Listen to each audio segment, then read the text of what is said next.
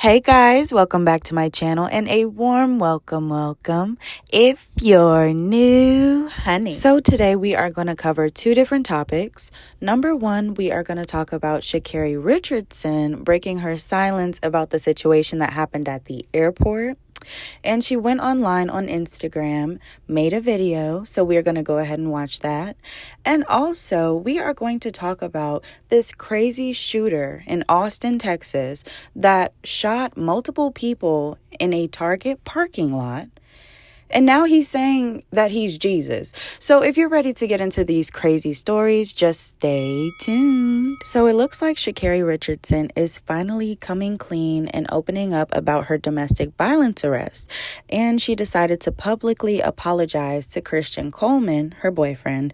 I don't know if they're still together though. That's definitely up in the air. But she did apologize to him publicly for her actions. And she decided to also say that she's going to get some help for her anger. For those who don't know, Sha'Carri got in a pretty nasty dispute, argument, whatever you want to call it, with her boyfriend at the airport. And it was actually seen on surveillance video as I'm playing right now. And you can see her being pretty aggressive, shoving him into the wall. And I understand that things happen, emotions run high, but this was just a lot, especially seeing it on camera and how long it lasted. But both of them decided to speak out. So he decided to speak out first about the situation, and let's see exactly what he had to say. You know what I'm saying? I feel like it was just a sucky situation all around. Like, I don't feel as if, she should have been arrested. You know what I'm saying? People have discussions and emotions and stuff like that. And she have, things that she need to work on for herself, of course. And so do I, so do you, everybody. And I'm the type of guy, I'm in the business of just, extending grace and mercy and love.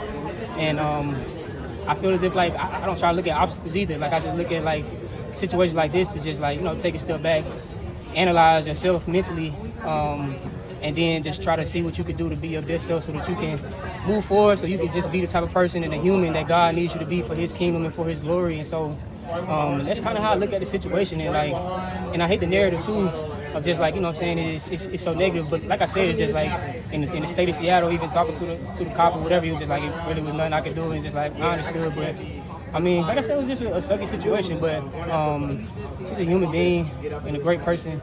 And I feel we've been able to be really good teammates all year. And I hate that narrative too because us coming together we're just two real dominant personalities. And she's, to me, the best female athlete in the world. I see it every day. And for me in my process, like I just said, moving training groups, a whole new environment, a whole new, training setup, different than what I've been in the past, 10 years of my, track and field career. And transitioning and then still coming back running 9.8 and feeling like I got so much more to give.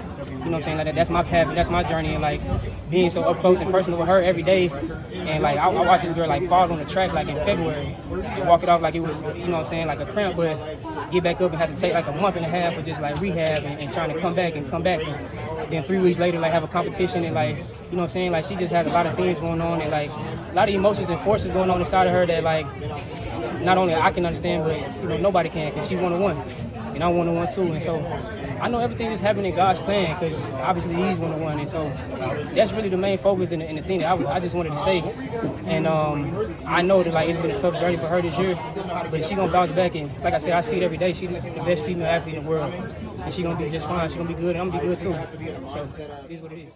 So if you watch part 2 of the Sha'Carri Richardson saga on my channel, you would see that we talked a little bit about his response, but I just felt like adding the video would be a little bit better. And also he went a bit more in depth as well. And my opinion about him is still the same. I feel like for his age, he is very mature. And, I am also a believer in Christ, a believer in the Lord. So I do love his standpoint on that. But also, guys, I stand firm on how I feel about, hey, let's just not hit anybody, especially us ladies. I know we get mad sometimes, and sometimes men make us upset, but you don't want to put your hands on anybody. And then most times men are stronger, biologically and stuff. So you don't want to get yourself or them in a bad situation, especially if you guys are in a relationship and you love each other. Let's not, put hands on each other. Let's not do that, I don't think that those situations ever really work out or solve anything, honestly. But anyways, I digress. Now we're about to go into Sha'Carri's response to the situation. And honestly, before we even start, I am very, very proud of her that she decided to take accountability instead of just saying like, oh, I didn't do this. Oh, I'm not even going to be shady. I'm going to stop it.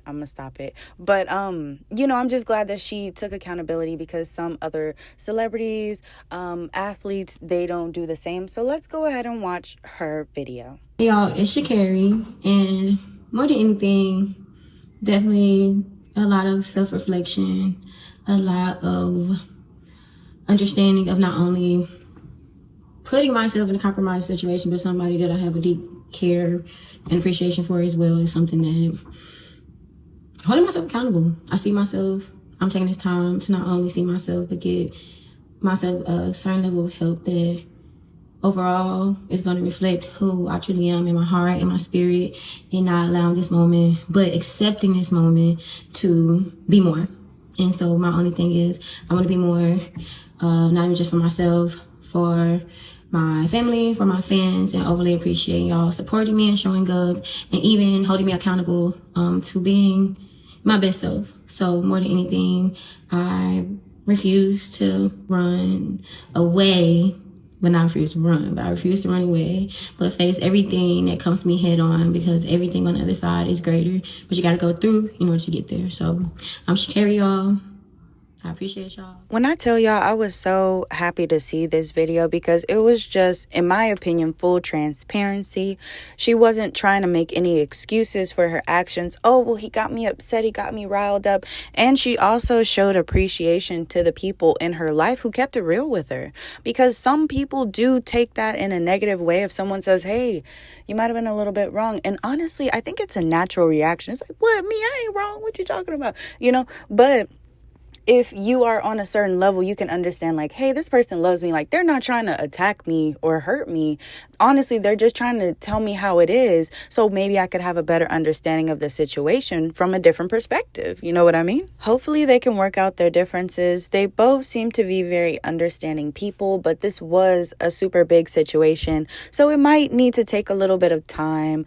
At this point, I feel like it's kind of a toss-up. It's like 50-50. They could, or maybe they just decide to stay friends or something like that instead. So if you have any thoughts on this story, go ahead and leave your thoughts in the comments. And it is okay if you don't feel the same. Just make sure you guys stay respectful in the comments, please, okay?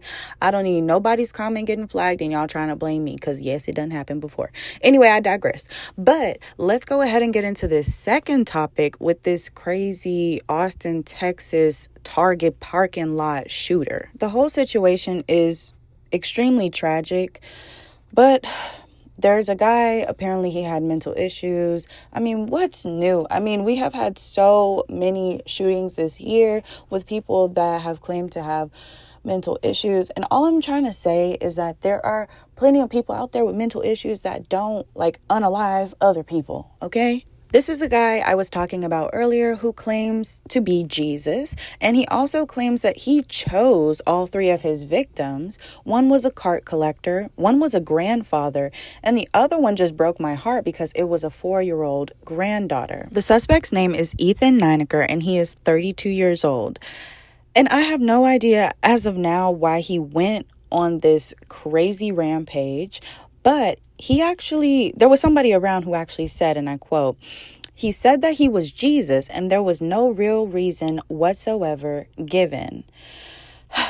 So Nineker decided to shoot employee Hector Leopoldo Martinez Machuca, he was 24, Adam Chow, who was 66, and Chow's young granddaughter, who was 4 years old. This unfortunate situation actually happened yesterday on Monday, but Austin Police Department is finally announcing everything on Tuesday now that they have more information. To be exact, this whole situation happened around 2:15 p.m. on Monday, and this is when Nineker, who already had a long-standing rap sheet with this department, decided to go to this retail parking lot and randomly target number one, Machuca, as he was collecting shopping carts. After attacking Machuca, he then fired at a Jeep that was trying to escape the gunfire.